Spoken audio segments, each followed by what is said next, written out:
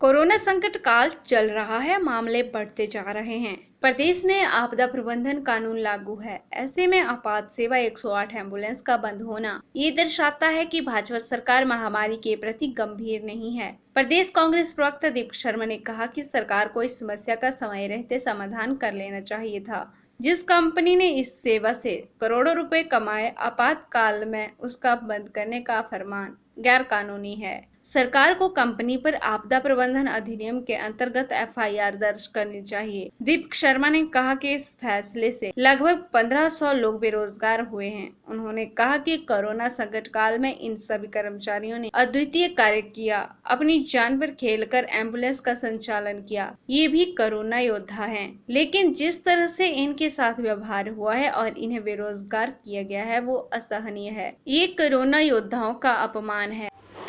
Corona संकट काल चल रहा है और इस संकट के समय में 108 एम्बुलेंस का बंद होना दुर्भाग्यपूर्ण है। आज स्थिति ये है कि सरकार की अक्षमता की वजह से लगभग 1500 लोग जहां बेरोज़गार हुए हैं, वहीं पे प्रदेश की जनता को इससे जो है वो भारी नुकसान उठाना पड़ेगा और जो आपातकाल में सुविधा मिलती थी उस सुविधा से वंचित होना पड़ेगा। निस्संदेह ये सरकार की नालायकी को दर्शाता है। आपातकाल है, इस वक्त जिस तरह से आपदा प्रबंधन अधिनियम लगा है, सरकार को चाहिए कि जिस कंपनी ने करोड़ों रुपए इस आपातकाल सेवा देने में कमाए, लगभग 2.5 से 3 करोड़ रुपया इस कंपनी को जाता था और करोड़ों रुपए इस कंपनी ने कमाए, लेकिन आपातकाल के समय में इस कंपनी का ये फरमान बंद करने का जो फरमान आया है, सरकार को चाहिए कि इस कंपनी के ऊपर एफआईआर दर्ज करे और इस विषय के ऊपर शीघ्र निर्णय ले। होना तो ये चाहिए कि ये जो 1500 लोग जो संचालन करते थे इन एम्बुलेंसेस का, ये कोरोना योद्धा हैं।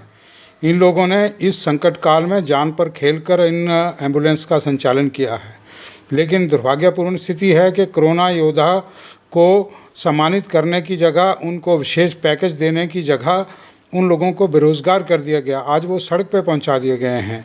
होना ये चाहिए, हमारी ये मांग है कि इन सभी के सभी लोगों को विशेष प्रावधान करके सरकार नियमित करे, ताकि नियमित तौर पर ये लोग जो हैं वो अपनी सेवा दे सकें।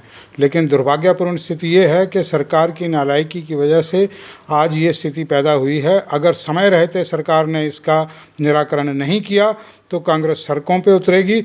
हम प्रदेश भारतीय जनता पार्टी सरकार की इस अक्षमता की कड़े शब्दों में निंदा करते हैं।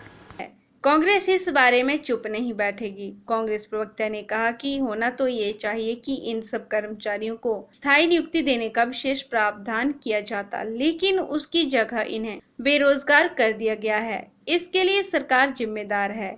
एम्बुलेंस सेवा बंद होने से जनता को भारी कठिनाई का सामना करना पड़ेगा। दीपक शर्मा ने कहा कि अगर समय रहते सरकार ने इसे दोबारा शुरू नहीं किया तो कांग्रेस सड़कों पर उतरकर विरोध करेगी। उन्होंने कहा कि एम्बुलेंस सेवा का बंद होना सरकार की अक्षमता को दर्शाता है, जिसकी कांग्रेस कड़े शब्दों में निंदा करती है। पीआरटीवी के लिए हमीरपुर से ब्यूरो रिपोर्ट।